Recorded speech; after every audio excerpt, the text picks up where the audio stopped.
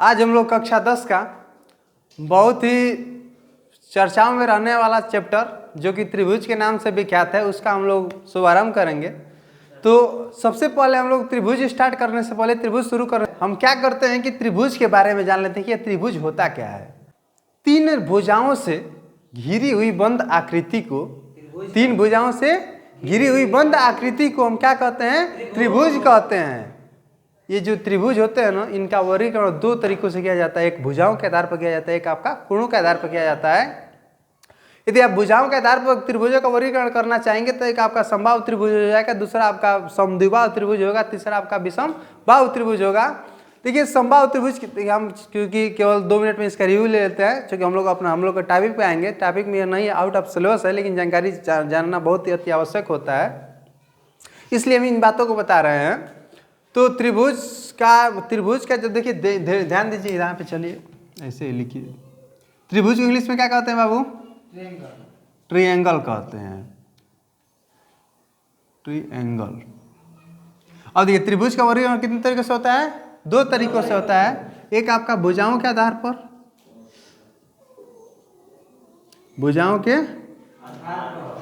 पर,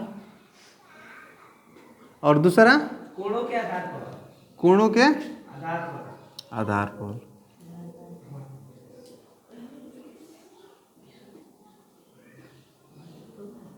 अब देखिए भुजाओं के आधार पर त्रिभुज कितने प्रकार के होते हैं? 3 प्रकार के होते हैं। कितने प्रकार के होते हैं? 3 प्रकार के। पहला आपका समबाहु त्रिभुज। अरे भाई सब बोलो कम से कम। समबाहु त्रिभुज पहला आपका। दूसरा समद्विबाहु, बोलिए समद्विबाहु त्रिभुज।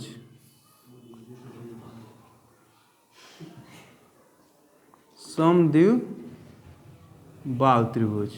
और तीसरा आपका हाँ विषमबाहु त्रिभुज।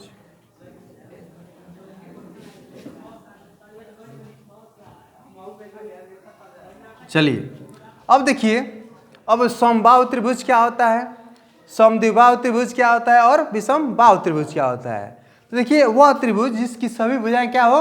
बराबर होती हो, उसको हम क्या कहते हैं? समबाहु त्रिभुज कहते हैं। जैसे मान लीजिए कि आपका एक त्रिभुज है, यह PQR, तो देखिए इनकी सभी भुजाएं क्या एक दूसरे के बराबर है ना, तो इसको हम क्या कहेंगे? समबाहु त्रिभुज कहेंगे। दूसरा हम लोग का नाम है समद्विबाहु त्रिभुज। दूसरा क्या नाम है? देखिए समद्विबाहु त्रिभुज क्या होता है, तो वह त्रिभुज जिसकी 2 भुजाएं तो बराबर है लेकिन तीसरी भुजा क्या होती है? बराबर नहीं होती है, उसको हम क्या कहते हैं? समद्विबाहु त्रिभुज कहते हैं। देखिए मान लीजिए कि आपका एक ABC आपका त्रिभुज है, जिसमें देखिए मान लीजिए कि यह भुजा इसके बराबर लेकिन यह भुजा इनके बराबर नहीं है। यह मान लेते हैं कि PQR ही है। चलिए देखिए आपका PQR के बराबर है लेकिन QR इन दोनों के बराबर नहीं है, तो इसको हम क्या कहेंगे? समद्विबाहु त्रिभुज कहेंगे।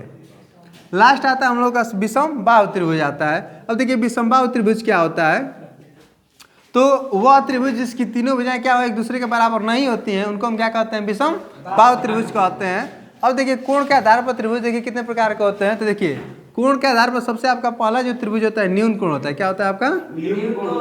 न्यून कोण त्रिभुज होता है। और जो दूसरा त्रिभुज होता है आपका समकोण त्रिभुज होता है। दूसरा क्या होता है आपका? समकोण त्रिभुज होता है आपका। तीसरा क्या होता है आपका? अधिक कोण त्रिभुज होता है आपका। ठीक है। इसके कोणों के आधार पर भी 3 प्रकार के त्रिभुज होते हैं, न्यून कोण त्रिभुज, समकोण त्रिभुज और अधिक कोण त्रिभुज। इसको एक्यूट एंगल कहते हैं, इसको राइट एंगल ट्रायंगल कहते हैं, इसको हम क्या कहते हैं? ऑब्ट्यूज एंगल कहते हैं, ऑब्ट्यूज एंगल ट्रायंगल। और देखिए न्यून कोण वह त्रिभुज जिसका एक कोण मतलब 90 अंश से क्या हो? कम हो। या आप यह भी कह सकते हैं वह त्रिभुज जिसके सभी कोण 90 अंश से क्या होते हैं? छोटे होते हैं, उनको हम क्या कहते हैं? न्यून कोण त्रिभुज कहते हैं। और देखिए समकोण त्रिभुज क्या होता है कि वह त्रिभुज जिसका एक कोण क्या हो? 90 अंश का हो, उसको हम क्या कहते हैं? समकोण त्रिभुज कहते हैं। और अधिक कोण त्रिभुज वह त्रिभुज जिसका एक कोण क्या हो? 90 अंश अधिक और 180 अंश से क्या हो? छोटा हो, उसको हम क्या कहते हैं? अधिक कोण त्रिभुज कहते हैं। ये रहा आपका त्रिभुजों का परिचय। अब देखिए हम लोग आते हैं अपने टॉपिक पर, त्रिभुजों की सारांश क्षमता और त्रिभुजों का समरूपता। यह क्या होता है? समरूप और सर्वांग समता हम लोगों का टॉपिक है। सिलेबस के टॉपिक पे आते हैं।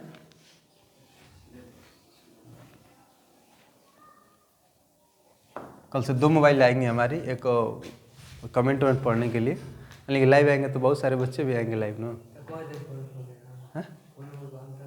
कहाँ? अरे बहुत सारे लोग, किसी को आना नहीं है कि आप कमेंट आइए, अभी कुछ नहीं। जिसको आना आएगा, जिसको नहीं आएगा आओ सनम जाओ सनम लगा रहता है भेजा। मतलब कि हमको अगर बुलाएंगे तो उससे फ़ायदा नहीं होने वाला है।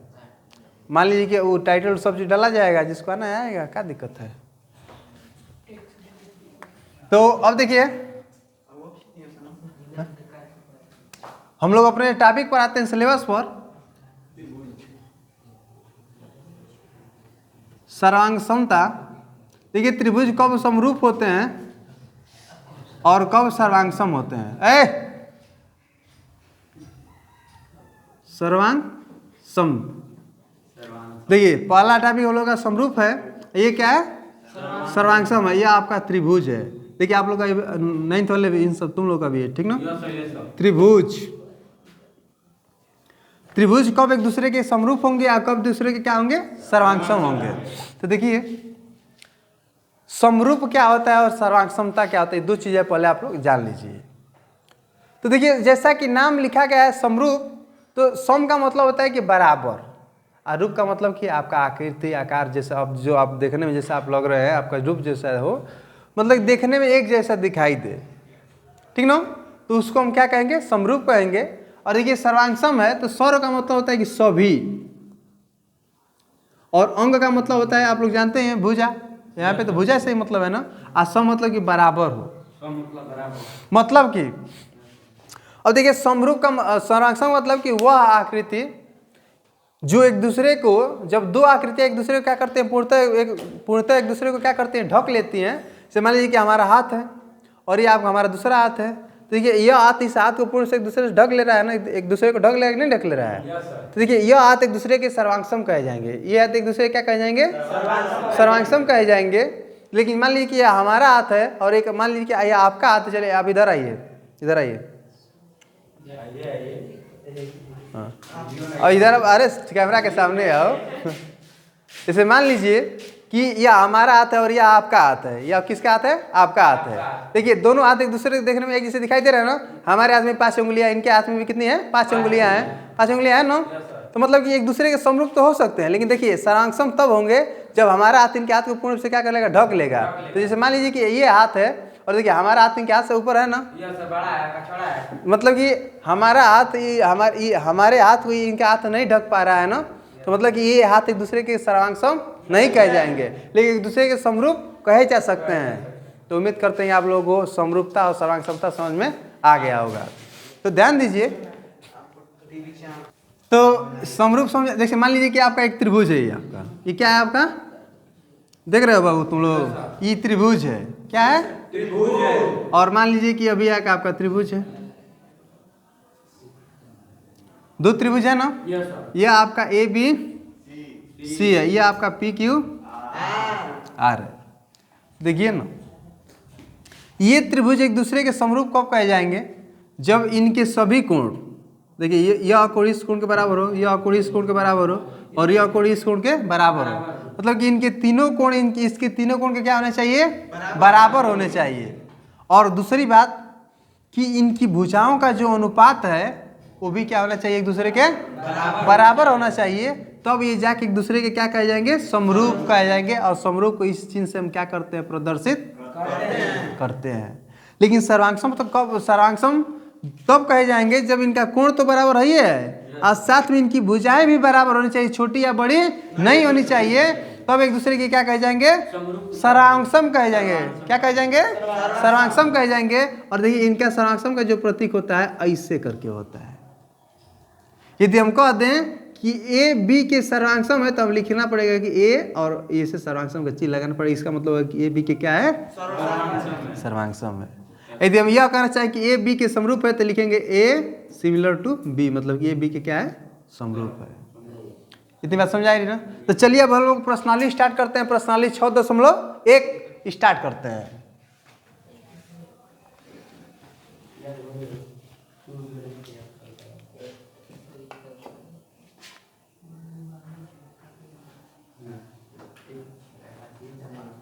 बाबू आवाज उसमें आ रही है, समझ क्या नहीं रहे हो? देखिए प्रश्नावली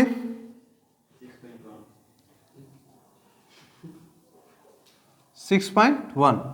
देखिए इसमें पहला सवाल कह रहा है कि प्रश्नावली 6.1 में कि सभी वृत्त होते हैं। इसमें मान लीजिए इसमें आपका पहला सवाल है कि सभी वृत्त, यहाँ पे फिल इन द ब्लैंक्स मतलब कि डैश है, और होते हैं, और दो शब्द दिया है समरूप और सर्वांगसम। तो ये बताइए सभी वृत्त समरूप होते हैं कि सर्वांगसम होते हैं? समरूप होते हैं। समरूप होते हैं कि सर्वांगसम होते हैं? समरूप। क्या होते हैं? समरूप। देखिए क्यों? चूंकि भाई किसी एक वृत्त का तो नाम दिया नहीं, सभी वृत्त का नाम दिया है ना। ये होते हैं, ये आपका क्या है? क्या है? ये आपका क्या है? ये आपका क्या है? वृत्त है ना। ये सभी क्या है एक दूसरे के, मतलब सभी वृत्त है ना। ये आपका पहला वृत्त है, आपका दूसरा वृत्त है, आपका तीसरा वृत्त। लेकिन देखिए सभी तो एक जैसे दिखाई दे रहे हैं, दिखाई दे रहा है ना। तो ये एक दूसरे के समरूप तो कहे जा सकते हैं, समरूप तो कहे जा सकते हैं, लेकिन सर्वांगसम नहीं कहे जा सकते, क्योंकि इनकी आकृतियां क्या है? भिन्न भिन्न है। मतलब कि आकार क्या है? बड़ा छोटा है। और जब ये एक दूसरे के एकदम बिल्कुल बराबर होते तब जाके सर्वांगसम होते। लेकिन यहाँ पे हम लिखेंगे सभी वृत्त क्या होते हैं? समरूप होते हैं। चलिए दूसरा स्टार्ट करते हैं सवाल। दूसरा सवाल क्या कर रहे हैं बाबू? पढ़िए दूसरा सवाल। सभी वर्ग होते हैं। देखिए दूसरा सवाल कह रहा है कि सभी वर्ग होते हैं। तो ये होते हैं सभी वर्ग क्या होते हैं?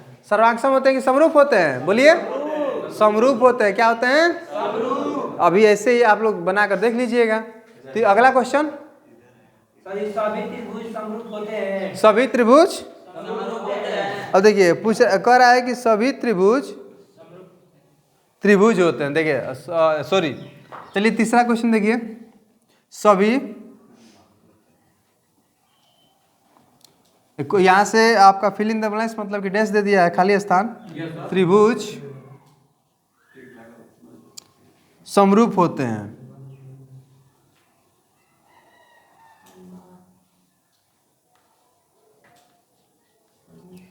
देखिए इसमें दो ऑप्शन दिया है। एक आपका क्या दिया है? समबाहु, और दूसरा क्या दिया है? समद्विबाहु। देखिए इसमें आपका समबाहु जो त्रिभुज होगा वही क्या होंगे? समरूप होंगे। यहाँ पे क्या लिखेंगे हम लोग? समबाहु त्रिभुज लिखेंगे कि सभी समबाहु त्रिभुज क्या होते हैं? समरूप होते हैं। समबाहु त्रिभुज अभी आप लोगों को बताया ना हमने कि वे त्रिभुज जिनकी सभी भुजाएं क्या हो? बराबर, उनको हम क्या कहते हैं? समबाहु त्रिभुज कहते हैं। अगला क्वेश्चन, भुजाओं की संख्या समान वाले दो बहुभुज होते हैं। देखिए क्या लिखा है इसमें कि भुजाओं की संख्या समान वाले दो बहुभुज होते हैं यदि उनके संगत कोण फिल इन द ब्लैंक्स हो अथवा उनके संगत भुजाएं डैश हो बड़ा। तो देखिए हमने अभी बताया कि समरूप के लिए दो चीज़ें चाहिए। समरूप के लिए क्या चाहिए? दो चीज़ों की आवश्यकता होती है। पहला कि उनका संगत कोण बराबर होना चाहिए। संगत कोण क्या होना चाहिए? संगत कोण बराबर हो। उसके बाद से भुजाएं क्या हो? भुजाओं का अनुपात, देखिए, और उनकी संगत भुजाएं समानुपाती हो। और उनकी संगत भुजाएं क्या हो? समानुपाती हो। समानुपाती हो, तब जाके आपका एक दूसरे के क्या कहे जाएंगे? ये समरूप कहे जाएंगे। अगला क्वेश्चन कह रहा है कि निम्नलिखित युग्मों के दो भिन्न भिन्न उदाहरण दीजिए। चलिए दो भिन्न भिन्न उदाहरण में देखिए क्या पूछ रहा है। क्या कह रहा है इसमें कि समरूप आकृतियां, कि समबाहु त्रिभुज क्या होते हैं? एक दूसरे के समरूप होते हैं, जो आपको देखने में एक जैसे दिखाई दे। बेन है गेंद, हाँ देखिए गेंद भी कह रहा है। बॉल और सही खेलने वाला गेंद है। हाँ गेंद भी, ये भी क्या होते हैं? एक दूसरे के समरूप होते हैं। फुटबॉल, हाँ ये क्रिकेट का बॉल गेंद। चलिए अब देखिए कह रहा है कि ऐसी आकृतियां जो समरूप नहीं हो उनका उदाहरण दीजिए। ऐसी आकृति समरूप नहीं हो, जैसे दो फुटबॉल ही, तो समरूप हो जाएंगे, तो सर्वांगसम भी हो जाएंगे। तो यही ना सही पूछा है। अरे यार डस्टर और छड़ी ये समरूप नहीं होंगे। सही चेयर- कुर्सी और ये चौकी ये समरूप नहीं होंगे। पेंसिल और पेन तो हो जाएंगे। रबड़ और पेंसिल में लगा रबड़ पेंसिल का तो डायरेक्ट है। लगा अब देखिए अगला क्वेश्चन कह रहा है कि बताइए कि निम्नलिखित चतुर्भुज समरूप है कि नहीं है। देखिए समरूप हमने देखिए अब कोई भी बहुभुज तब समरूप होता है क्योंकि जब उनके संगत कोण बराबर होता है और उनके संगत भुजाएं क्या होती है, दूसरे के समानुपाती होती है ना। देखिए यह आपका कौन सा चतुर्भुज है बाबू? है बताइए कौन सा चतुर्भुज है? समांतर चतुर्भुज है। कौन सा चतुर्भुज है? समांतर चतुर्भुज है। P Q R S. देखिए 1.5 सेंटीमीटर। Yes sir. यह कितना है आपका? 1.5 सेंटीमीटर। सभी उतना ही है। यह भी 1.5 सेंटीमीटर, यह 1.5 सेंटीमीटर। सेंटीमीटर। और ये आपका वर्ग है एक ना। Yes sir. वर्ग का नाम क्या है? तो ये D A B C A D B C D. और यह 3 सेंटीमीटर है। यह भी आपका 3 है, यह भी आपका 3 है, यह भी आपका 3 है। 3 सेंटीमीटर है। अब देखिए इनके देखिए संगत कोण बराबर नहीं है, देख रहे हैं आप लोग। Yes sir. तो जब संगत कोण बराबर, दूसरी बात कि इनकी भुजाओं का अनुपात तो बराबर है लेकिन संगत कोण बराबर नहीं है, तो इस तरह से आपका यह समरूप त्रिभुज समरूप नहीं होंगे, एक दूसरे के समरूप नहीं होंगे। बस इस तरह से आपकी यह प्रश्नावली समाप्त होती है। तब तक के लिए धन्यवाद। जय हिंद, जय भारत।